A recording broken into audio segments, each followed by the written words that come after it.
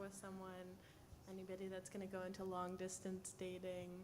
It was like a blessing in disguise because we got to do our own thing at different colleges, grow up separately, build our own friend groups, which like helped us grow a lot. So I definitely recommend. Even if you're already now in high school, don't feel pressured to go to the same college because you do a lot of growing up in college. And yeah.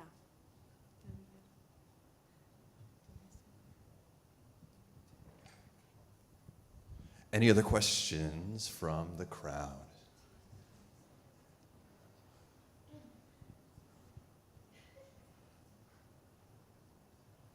All right, as you're thinking, I have two more questions for you guys as the alum. Number one is, what are some of your favorite memories from Trinity? What are some things that are just clear and living inside of you, whether it's something that you look back on with fondness and it brings a little smile to your face, or maybe something that is just kind of a core memory that maybe guides or is a little voice in your head as you keep living your life? What are some of those core memories from Trinity that you have?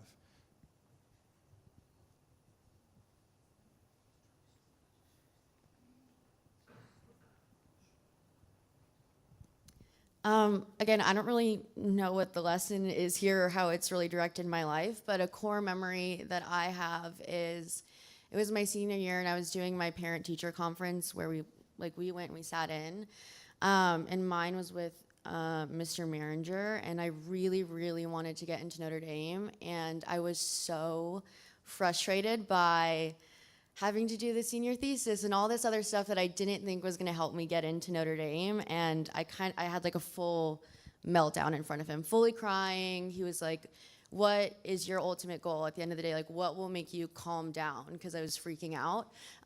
Anyway, and I was like, I just have to get into Notre Dame. I just have to get into Notre Dame. And he prayed with me and he sat with me, and there was no sense of judgment or, you know, I was definitely being short-sighted and, you know, freaking out at everything all my teachers were making me do. I thought I was all useless and all pointless, and I was probably being really offensive. But he was so patient and he was so kind. And to feel, not only was his response amazing and the fact that he prayed with me and we were all able to calm down, and I felt a real sense of peace over whatever was to come after that. But just to be in an environment where I felt comfortable enough to kind of have that vulnerability or lose my mind a little bit, I don't think that exists at any other schools. I can't imagine. I mean, I didn't have that experience at Notre Dame. I don't know many friends who had felt comfortable enough with their AP US history teacher to have that sort of moment with them. So, and I felt like no weirdness, no awkwardness. And that's definitely something that always sticks in my brain when I think about my time at Trinity is that experience for sure with Mr. Maringer.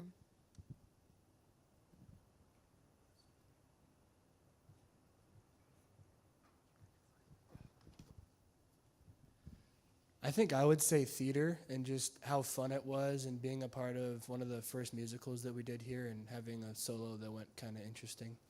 But yeah, that was a really great experience, and just doing all that through Logic School and Rhetoric School. And also Mr. Johnson's class, he always made those classes very fun, random, and sometimes weird, but it was a good kind of weird.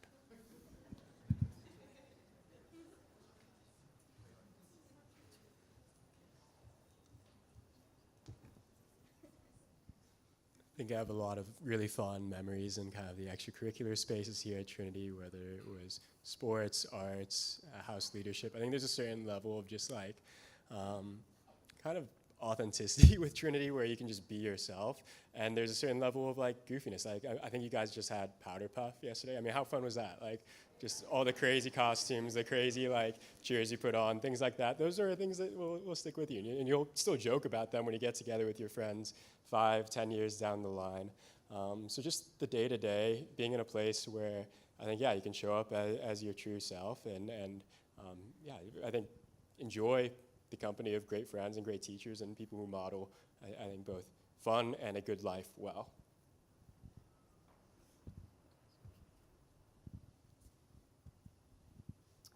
This isn't like a specific memory, but I think as you guys were talking about like teachers and stuff, I think just like the uniqueness of the teachers at Trinity, that they care as much about faith and because of that about you. Like when you get to college, and it's probably different depending on where you go, but I think in general at public universities, and then probably especially at Cal Poly, because it's like a beachy college, but like college professors are so weird. Like they definitely don't tell you that, but like they're odd individuals. And like it's definitely a weird feeling to go from like teachers that care so much and that you can look up to as like men of faith, and then you go to like your engineering professors that like don't care about anything, and it's like they're like, I don't know, they're just an odd group. But it's weird to not be able to look up to your teachers in college as like people. You might be able to look up to them as like professionals in engineering and stuff, and there's still so much to learn from those people. But I think that's a unique experience that you get at Trinity, that you get to look up to your teachers as people that you definitely probably shouldn't do in college. Yeah, I think what's different about, like Nolan was saying, especially with engineering compared to here, the teachers here are more like mentors, and I want you to try to think about them as that going forward. They're not just like your teachers. They're not your friends. Let's make that clear, I guess. They can be friendly, but they are mentors, and they can help you with life decisions, faith questions, all of the above. So that was like a good memory to have on Trinity. My favorite memory was with the guy all the way in the back, Mr. Gould. We made a Doritos commercial, and it was pretty stellar, I'm not gonna lie. And I wasn't even in film class, so yeah.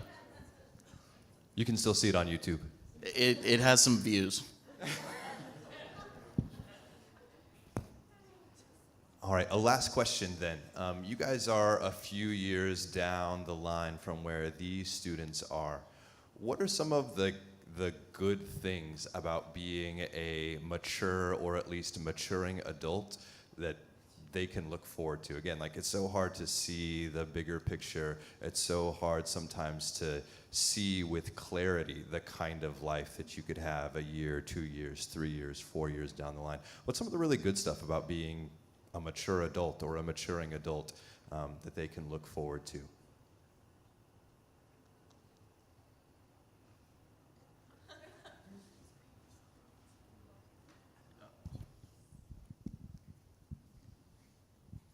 You get to live with your friends, and it's as fun as it sounds. I love having roommates. I love not living in my parents' house. There's so much independence, which is really fun. And I just get to watch movies all the time and sit on the couch and hang out with my best friends. So living with your friends is the best part of adulthood, I think.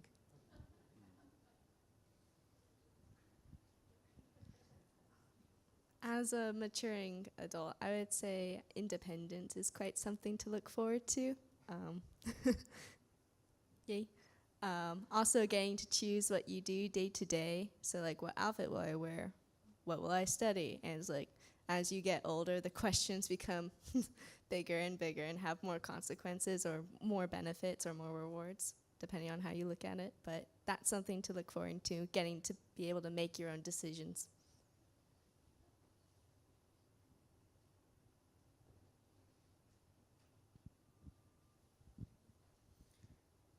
Definitely second, living with friends and independence and decision making, and those are great things. Another thing that I think I've found just awesome about the past 8 years since I've graduated is, at Trinity you do a ton of thinking. You do a lot of philosophizing, thinking about what does a life well lived look like, and then you have the opportunity to go out and try to put these things to practice. And it's by no means a perfect process. There's a lot of times where you might slip up or fall short of your personal goals along the way. But then you realize that the seeds that's been planted in you at Trinity, being able to think about things that are good and true and beautiful is something that is not all for naught, and that each of you are going to go on to do something really beautiful with the gift of education that Trinity has given you. So I think there's this amazing self-actualization process, this opportunity to go and further the world that's beyond the walls of Trinity Classical Academy, that brings a great sense of, fulfillment and joy. And I think most of all, like, just enriches, the world that we live in and furthers the kingdom of God. So, whatever you end up doing, like, don't forget, where you are right now. Don't forget, the things that you're thinking about. I mean, look, you've probably done more thinking about what a good life is and what a life well lived is than most people do. And that's just already such a great head start. So make sure you don't, squander that. Don't squander the foundation that you have. Go out and, think about how you can better other people's lives with what you've done.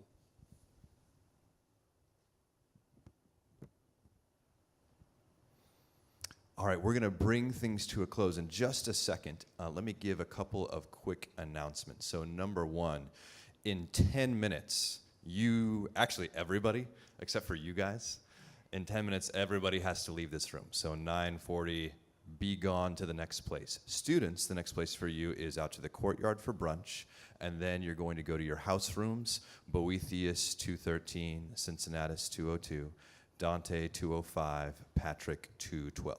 Brunch in the courtyard, then to your house rooms. And those of you who Mrs. Fudge talked to about getting this room set up, please go see her so that you can make sure to start this process. But we're going to end, and we still have about 10 minutes, and this time is for you to go and introduce yourself, maybe ask a few follow-up questions of some of our alum who are here and present. So take this opportunity to connect on an individual basis, and let's give them a warm applause for their time and thought here. Alumni, thank you guys so much for sharing your thoughts, sharing from your life. It's a pleasure to hear you guys talk again. All right, thank you all.